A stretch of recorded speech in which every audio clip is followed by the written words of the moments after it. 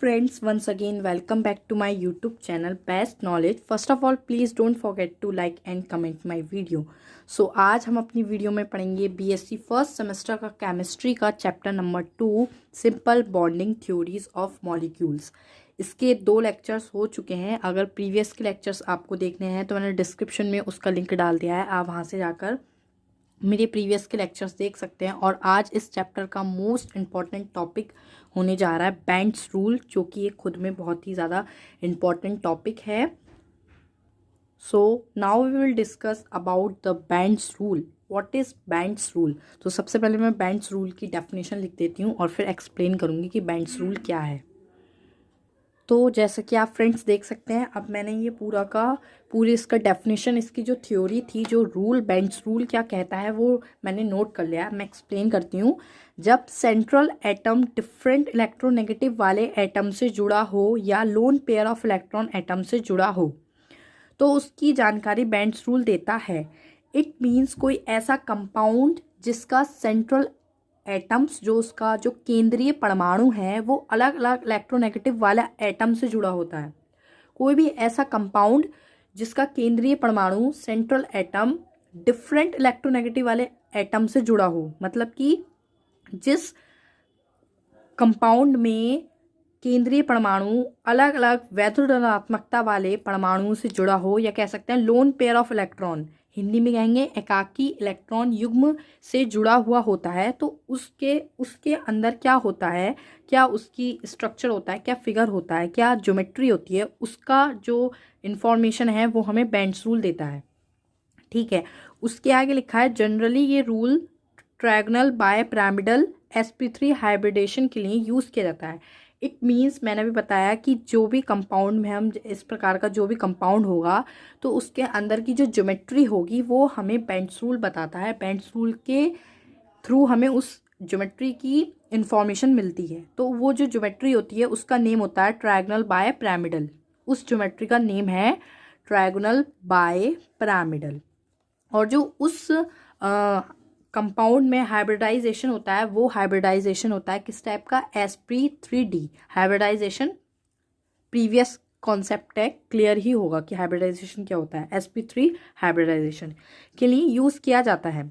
आगे इसमें लिखा है अधिक इलेक्ट्रोनेगेटिव वाले तत्व को एक्सियल पोजीशन पर, यानी कि जिसकी इलेक्ट्रोनेगेटिविटी, जिसकी विद्युत ऋणात्मकता ज़्यादा होगी, अधिक होगी, उस वाले एलिमेंट को एक्सियल पोजीशन पर, और जिसकी लोन पेयर ऑफ इलेक्ट्रॉन वाले होंगे उसको इक्वेटोरियल पोजीशन पर रखते हैं। तो सबसे पहले मैं यहाँ तक ये जो मैंने इसका डायग्राम बनाया है वो मैं एक्सप्लेन कर देती हूँ, तभी ये वाला पैराग्राफ क्लियर होगा। सो देखिए, मैंने यहाँ पर जो एग्जाम्पल लिया है, जो कंपाउंड लिया है, वो मैंने लिया है PCl5। PCl5 से की हेल्प की ज्योमेट्री को हम बेंड्स रूल से दिखा सकते हैं। तो PCl5 का स्ट्रक्चर कुछ इस तरह बनता है। P जो है वो इसका सेंट्रल एटम है, और Cl जो है इसकी 5 मैंने इस तरह से दिखाए हैं। इसमें मैंने यहाँ पर दिखाना, शो करना इस डायग्राम में ज़रूरी होता है कि जो ये 2 Cl हैं इनके बीच में एंगल 90 डिग्री है, और इधर की जो 2 Cl हैं इनके बीच में जो एंगल है वो 120 डिग्री है। ये PCl5 का पिरामिडिकल ज्योमेट्री है, यहाँ कह सकते हैं ट्रायगोनल बाय पिरामिडल ज्योमेट्री है ये। सो यहाँ पर मैंने अभी बताया कि अधिक इलेक्ट्रोनेगेटिव वाले तत्व को एक्सियल पोजीशन पर, यानी कि इसकी जो इलेक्ट्रोनेगेटिविटी होती है वो ज़्यादा होती है, इसे एक्सियल पोजीशन पर रखा है। एक्सियल पोजीशन क्या होती है?